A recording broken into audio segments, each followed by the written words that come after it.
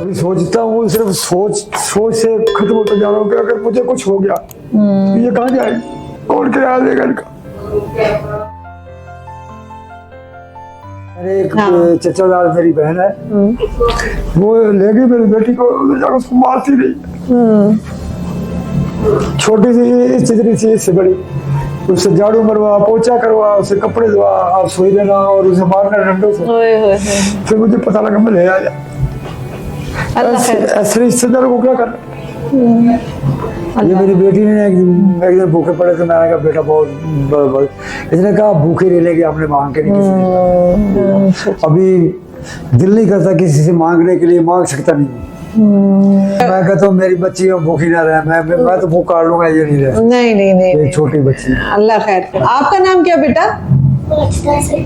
Majida server. अच्छा, आपका? इरम शहजादी। इरम शहजादी तो बहुत प्यारी बेटी है। लेकिन यह कि जो मर जाता ना, उसके पीछे औलाद सुखी होना, बेटी का दुख सबसे ज्यादा है। तो मरे हुए इंसान को भी सुकून होता है। ये कहते हैं ना सुकून होता है, मरे इंसान को भी सुकून होता है कि मेरी औलाद खुश है पीछे। रोए नहीं आप, परेशान ना, अल्लाह खैर करेगा। आप सही जगह पर आ गए, आप सही जगह पर आ गए।